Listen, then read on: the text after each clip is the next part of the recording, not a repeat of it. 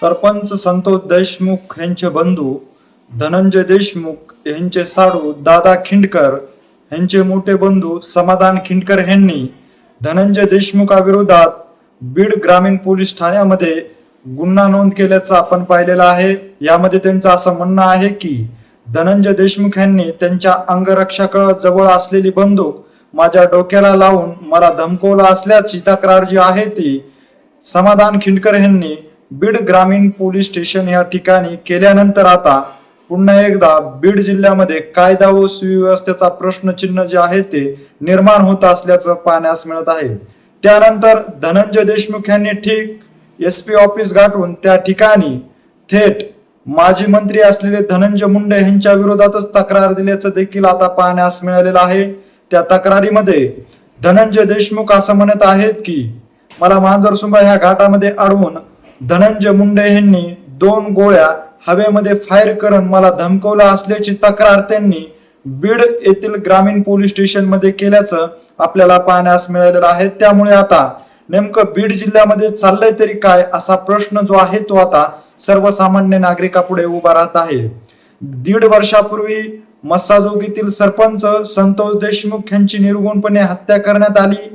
कशा पद्धतीने हत्या करण्यात आली हे सर्व राज्यातील नागरिकांनी फोटोच्या माध्यमातून पाहिलेलं आहे। याचबरोबर नागरिकातून आता आरोपी विरुद्ध संतप्त प्रतिक्रिया देखील उमटत असल्याचं आपण पाहिलेलं आहे।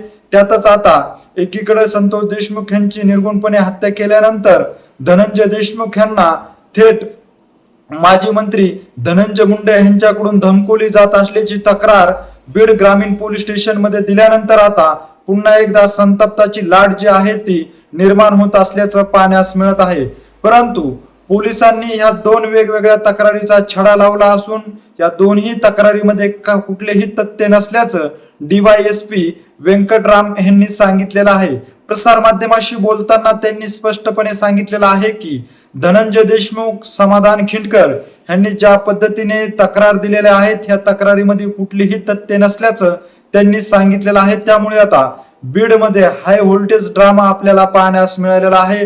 हा हाय व्होल्टेज ड्रामा पार पडल्यानंतर आता धनंजय मुंडे यांच्या समर्थकाकडून धनंजय मुंडे यांच्यावर जे खोटे आरोप केलेले आहेत हे सिद्ध करण्यात यावे, विनाकारण बदनामी करण्याच्या कारणावरून आता ते देखील तक्रारदार धनंजय देशमुख यांच्या विरोधामध्ये गुन्हा दाखल करण्यात यावा अशी मागणी देखील करत असल्याचं सूत्रांकडून माहिती मिळाली जात आहे। त्यामुळे आता पुन्हा एकदा कुठेतरी बीड जिल्ह्यामध्ये धनंजय देशमुख विरुद्ध धनंजय मुंडे असा संघर्ष जो आहे तो आता हळूहळू निर्माण होत असल्याचं पाहण्यास मिळत आहे।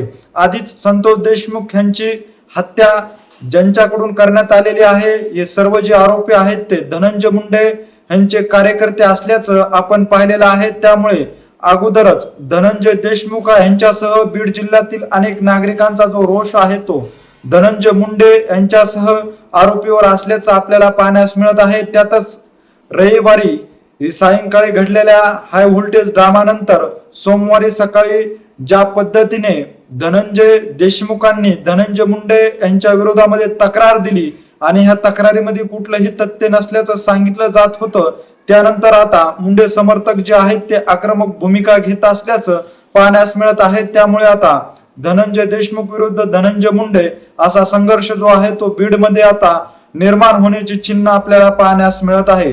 ज्या पद्धतीने संतोष देशमुख यांची हत्या केली त्यानंतर देशमुख कुटुंबियाला न्याय मिळवण्यासाठी राजकीय पाठबळ मिळत असल्याचं आपण पाहिलेलं आहे। त्यानंतर आता धनंजय देशमुख यांना सुरक्षा देखील देण्यात आल्याचं आपण पाहिलेलं आहे। ज्या पद्धतीने धनंजय देशमुख आणि दादा खिंडकर यांचे बंधू समाधान खिंडकर जे आहेत ते एका हॉटेलवर जेवत असताना त्यांच्यामध्ये किरकोळ कारणावरून वाद झाल्याचं सांगितलं जात होतं। त्यानंतर धनंजय देशमुख यांनी त्यांच्या अंगरक्षक असलेल्या पोलिसाकडील बंदूक घेऊन आपल्या डोक्याला लावल्याचा गंभीर आरोप समाधान खिंडकर यांनी धनंजय देशमुख यांच्या विरोधामध्ये बीड ग्रामीण पोलीस स्टेशन मध्ये तक्रार दिली होती। त्यानंतर धनंजय देशमुखांनी बीड ग्रामीण पोलीस जे आहेत ते गाठवल्यानंतर त्या ठिकाणी त्यांनी थेट धनंजय मुंडे यांनी हवेमध्ये 2 गोळ्या फायर करून आपल्याला धमकावले असल्याची तक्रार दिल्यानंतर पुन्हा एकदा बीड जिल्ह्यामध्ये खळबळ उडाल्याचं आपण पाहिलेलं आहे।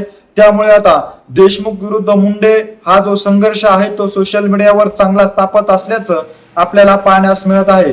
त्यातच आज धनंजय मुंडे यांच्या समर्थकाकडून धनंजय मुंडे यांच्यावर जे खोटे आरोप लावण्यात आलेले आहेत ह्या विरोधामध्ये संतप्त लाट आपल्याला पाहण्यास मिळालेली आहे. कार्यकर्त्यांनी संतप्त भावना ज्या आहेत त्या व्यक्त केल्याचं देखील आपल्याला पाहण्यास मिळालेलं आहे. त्यामुळे धनंजय देशमुखांनी कुठल्या कारणास्तव धनंजय मुंडे यांच्या विरोधामध्ये ही खोटी तक्रार केलेली आहे का, ही खरी तक्रार आहे हे देखील पाहणं आता तितकंच महत्वाचं आहे. याचबरोबर ज्यावेळेस धनंजय देशमुख यांना प्रसार माध्यमाशी बोलत असताना अनेक पत्रकारांनी काही या विषयाचे प्रश्न देखील विचारले, त्यावेळेस त्यांनी नेमकं काय उत्तर दिलेलं आहे तेच आपण ह्या पुढील व्हिडिओच्या माध्यमातून सविस्तर पाहूया. कारण का माझं कॅरेक्टर बघितलं तर मला माझ्यावर कुठलाही आत्तापर्यंत एक सिंगल NC सुद्धा नाही आहे किंवा माझं सगळं कॅरेक्टर अगोदर पाहावं आणि याच्यानंतरचा जो मी निर्णय घेणार आहे. मला सुद्धा आत्ता एक खूप मोठा इन्सिडेंट घडलेला आहे. मी आता त्याची फिर्याद देखील देत आहे. मला रस्त्यात गाडी आडवी लावून मला धनंजय मुंडे यांनी 2 हवेत फायर केलेले आहेत आणि मी त्याची फिर्याद आत्ता देतोय. आणि मी प्रशासनाला सांगू इच्छितो, कमीत कमी पोलीस प्रशासनाने पोलीस प्रशासनावर तरी विश्वास ठेवावा.